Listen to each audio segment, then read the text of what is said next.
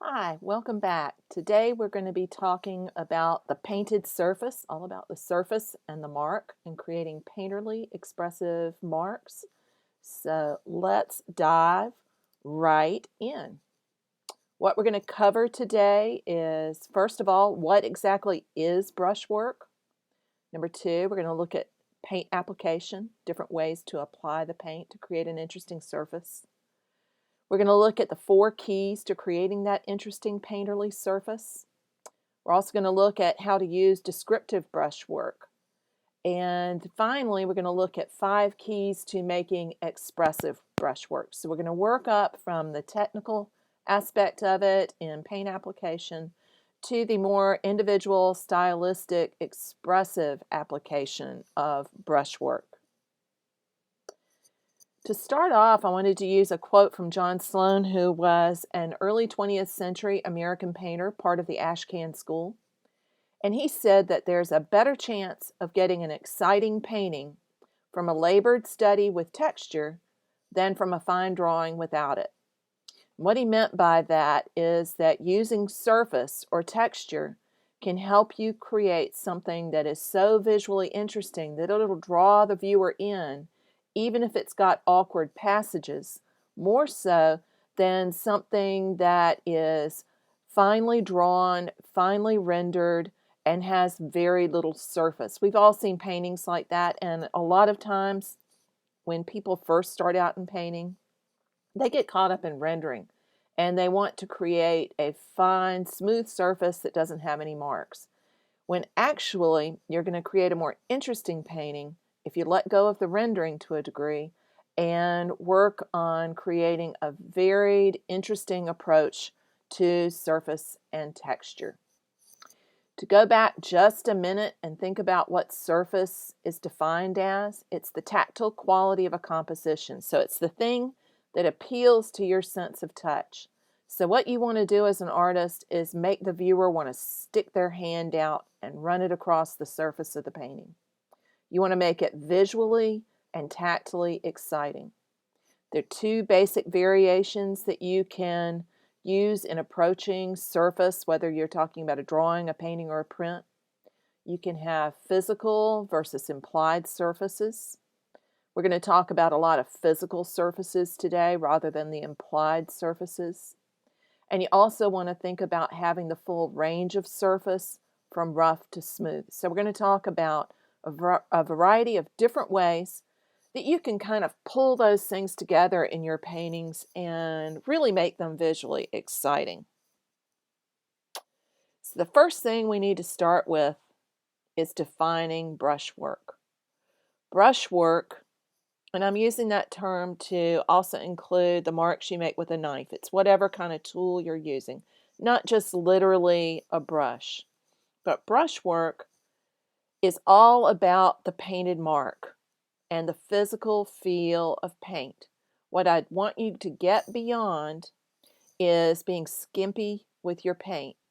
Don't create an arid, parched desert of a painting that doesn't have any of the physical, sensual quality that actual physical paint can give to a painting. So paintings are about paint. Don't be afraid to use it. The more you let go of being afraid about wasting paint, the more visually exciting those paintings are going to be. So let's start with talking about paint application, the way that you put the paint onto the surface. The first way, the way that we've been talking about throughout this course, is a direct painting method, usually called alla prima. Alla prima is a French term that means, actually it's an Italian term, that means all in one layer. And even though we talk about building up layers and blocking in, those are not really separate layers, as in separate layers that dry separately. So it's still considered all in one layer in a direct painting method. We're using a wet and wet approach, and that is usually what people mean by a direct approach to painting application. So it's the application of paint directly to the painting surface in one or more layers, 1 or 2 layers, usually wet and wet. The second type of paint application is indirect. We haven't done any of that yet. and we're probably not going to do a whole lot.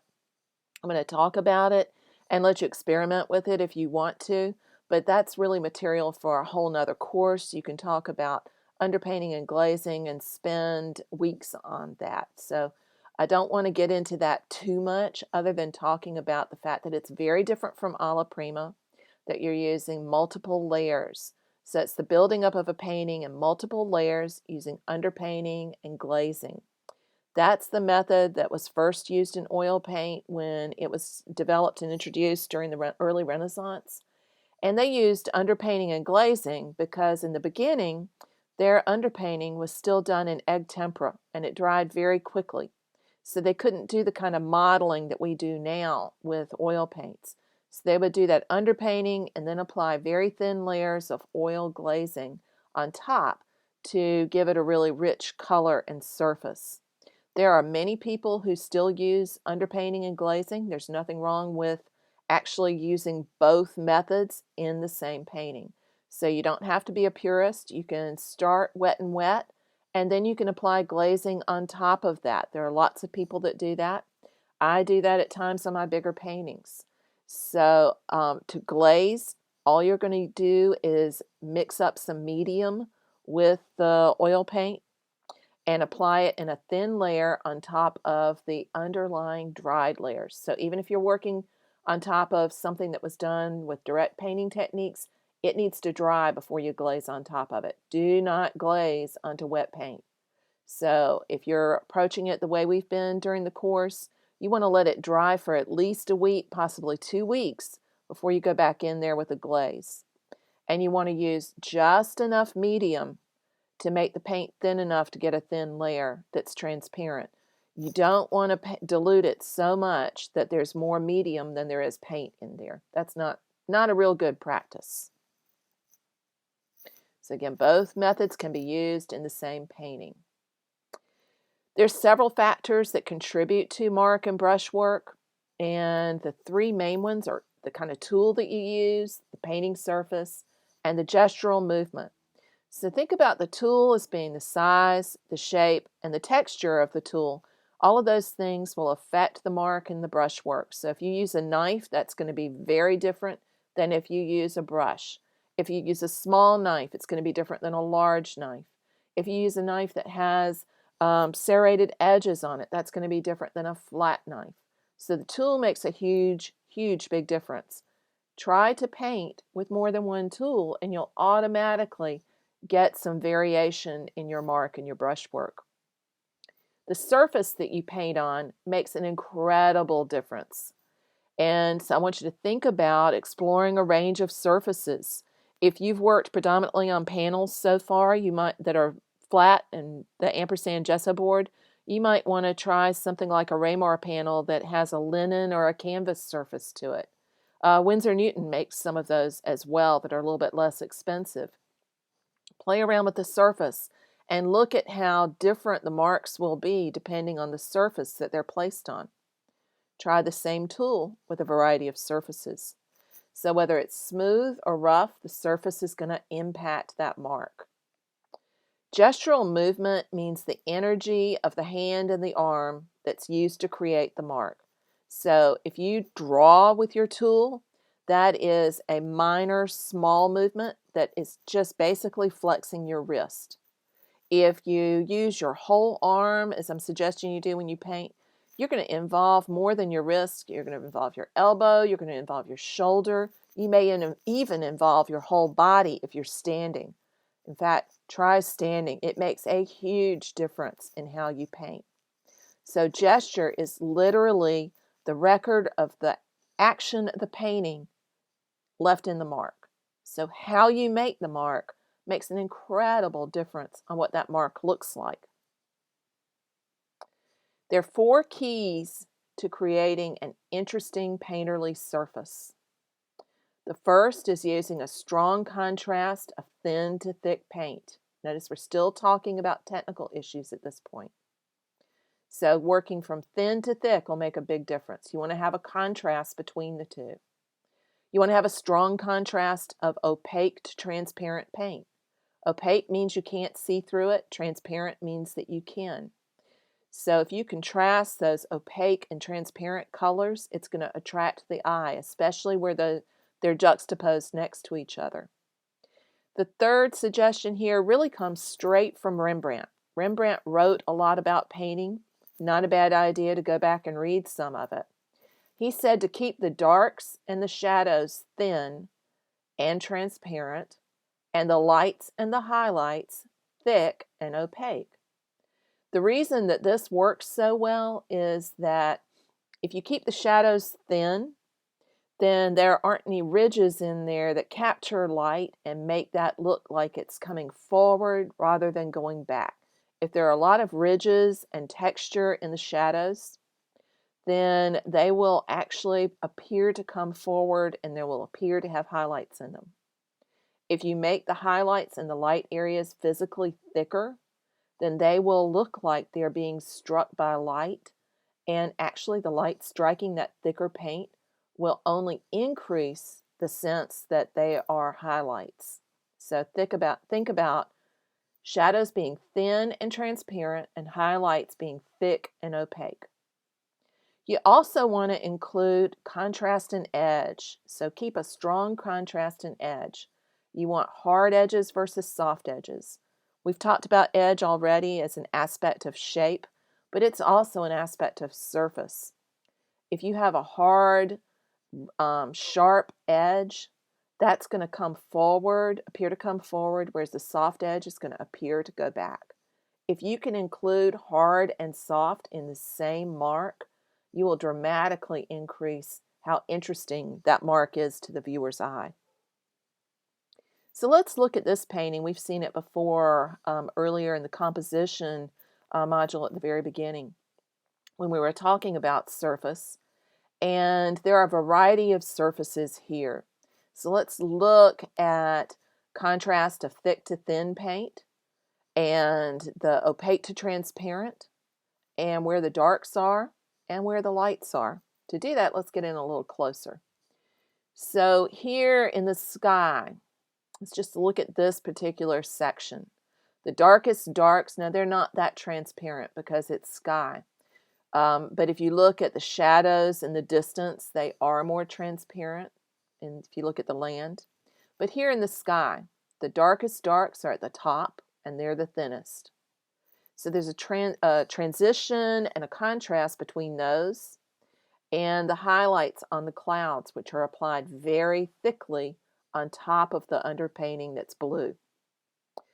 There are soft edges where the distant clouds blend into the blue backgrounds. So when you see the purple of the distant clouds, it's much softer in the way that it lays on top of the blue, as opposed to the white that's the highlight on the cloud toward the right.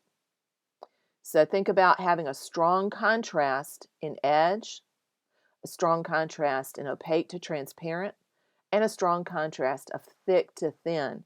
And that really will tantalize the viewer. So when you look down at the foreground here, down at the bottom, you can see that that no-tan that I applied is very thin. And then laying on top of it are the highlight areas in the field. So the dark area is purple, transparent. The highlight areas are light green and very opaque and very thickly applied. I want you to think about using descriptive brushwork. And what I mean by that is using the brushwork to suggest forms, shapes, and textures. So if you think about brushwork and its power of suggestion, think about less being more. You might want to look at a John Singer Sargent painting. I'm going to have a detail linked to the notes down at the bottom in the body of the page. Click on that and another window will open. And I want you to notice that when you get up close on a Sargent painting, the details fall apart and become individual marks. So there's a suggestion of detail, but not really a drawn, rendered detail. Super, super important. Suggestion is very, very powerful. It leaves some things up to the viewer's mind. So you want to leave the marks open, so let the viewer complete the idea rather than telling them everything they should think or see. Another key to creating descriptive brushwork is to use a large tool. It's super, super important to predominantly use large tools, whether it's a large knife or a large brush. So use that large tool to imply the shape and texture, and then take a small one to add in a few details that sort of add the descriptive finish. Don't try to draw the large description. Use the big tool to imply it. Direction of mark is super important. It can help shape the form that you're describing. So if you use the direction of the mark to help shape the 3D form of the subject, you're taking a planar approach. That means you're using the planes of the object and describing those through a change of direction in the mark. And the best way to visualize that is to think of how an object would feel in your hand. So when you're looking at something and you're going to try to describe it using the direction of the mark, think about running your hand over it like a sculptor would. So when your finger changes direction in holding it, you'd need to change direction with the brush or the knife. So think about that again in looking at this sky.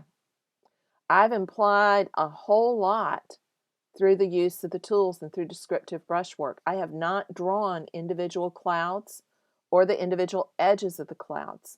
I used a large flat knife and pulled it quickly across the painting to create those cloud shapes. Then I took a smaller knife and went back in and added a few details. The direction that I used for making that mark from left to right, I know you can see that in the side of the mark that is hard versus the side that's soft. That helps to give a feeling for the direction that the cloud is moving, and also a cue towards the planar shape of the cloud. You have the same thing in the land down below. So you get a sense that that grass is growing upwards because the mark has moved up from down up. So think about the direction that you use to make the mark, helping you to convey the actual direction the thing is growing, or the change in direction of the planes of the object. You can see that again here in Fall Fields Early Evening. Towards the foreground, this is a field that has been planted, and then it's been the crop has been harvested. So you have ridge rows left with some fall grass growing up in between those ridge rows. Where the grass is growing, the marks indicate upward movement. Where there is a side of the ridge row that is lighter and catching light, again, there's an upward movement, so that the shadow, darker area of the ridge row is flatter and has less direction. Towards the background, where the land meets the tree line, you'll see that there are fewer marks, fewer directional marks. There's less texture, less surface.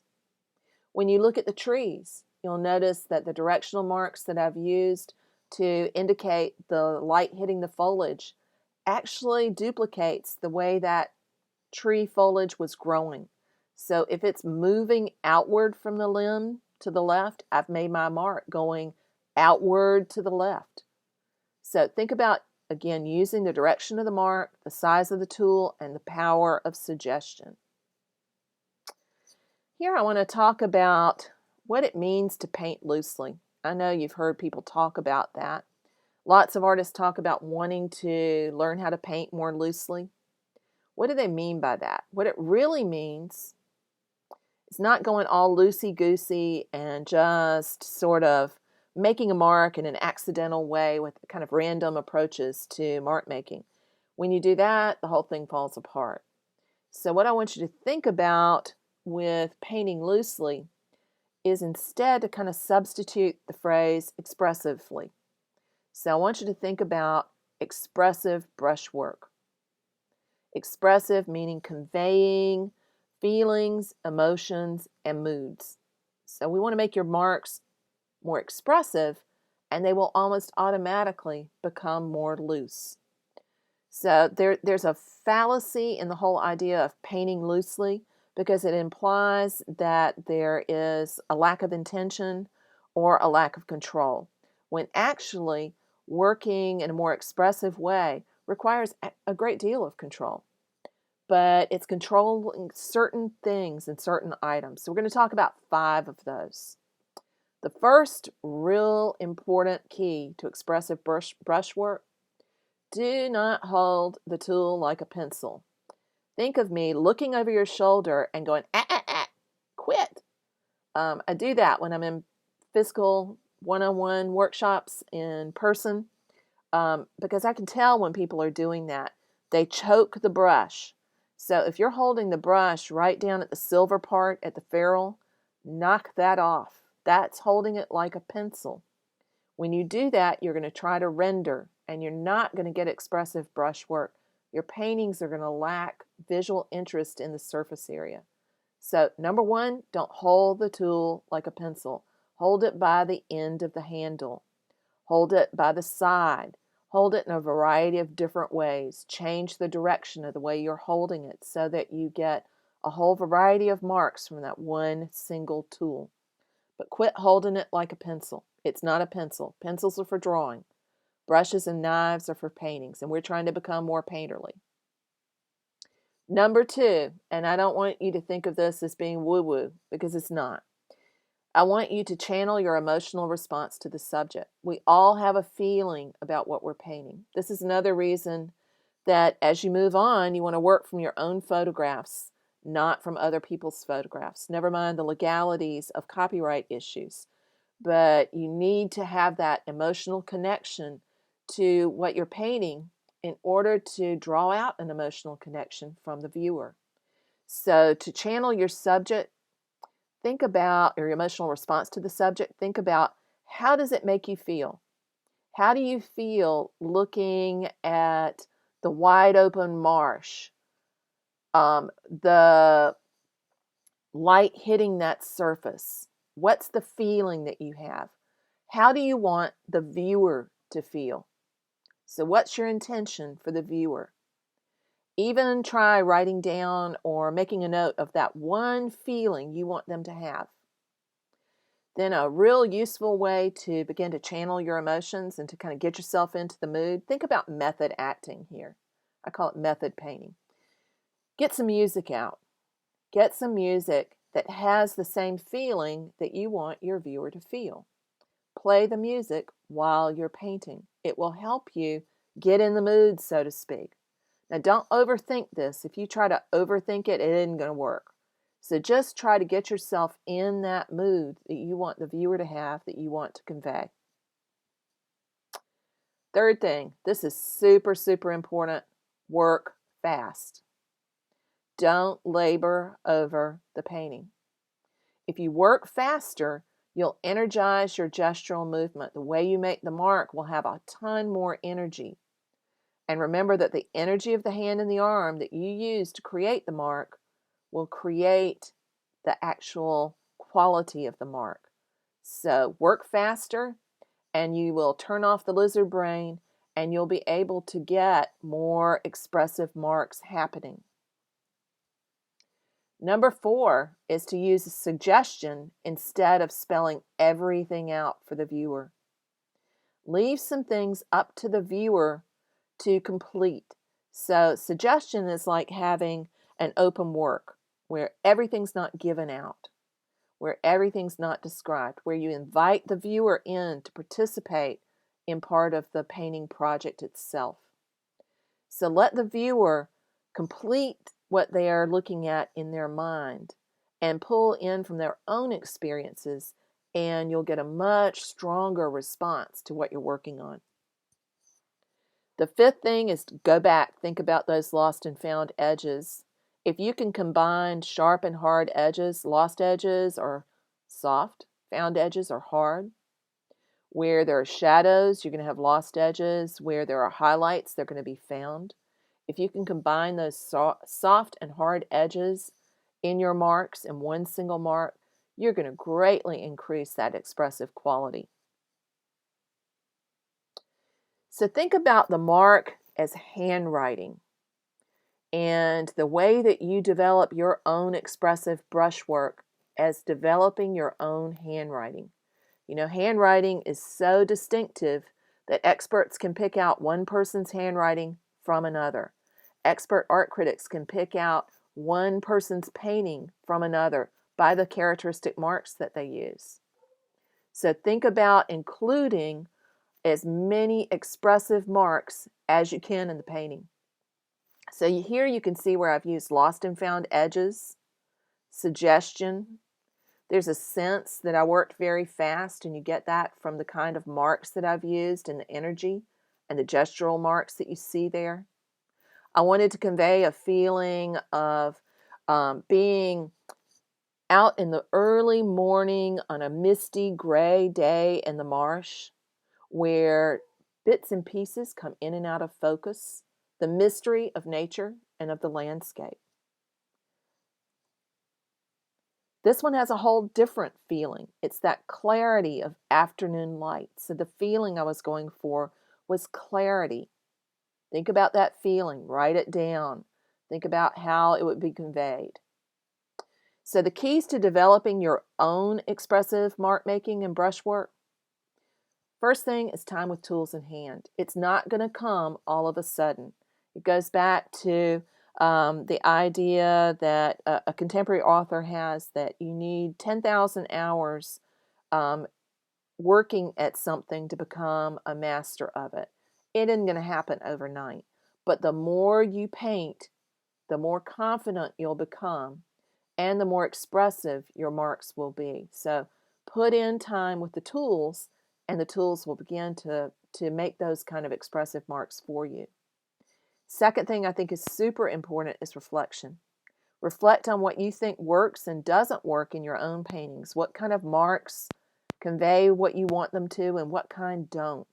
Write about those in your sketchbook. Sketchbooks are, I think, just as much for reflection as they are for recording visual ideas. Third thing that I think is super important, especially as we move into these last two modules, because we're starting to talk about style, personal style. Feed your artistic imagination. Look at lots and lots of art, particularly in person, if at all possible. So feed your imagination. Look at other artists that are doing things you find interesting. Don't try to copy them, but look for the parts that work and think about how you could apply that to your own work. So look at tons and tons of art. Hope this has been helpful, and I'd love for you to jump into the two exercises that are listed here on the page. The first is to explore a variety of marks with a range of tools.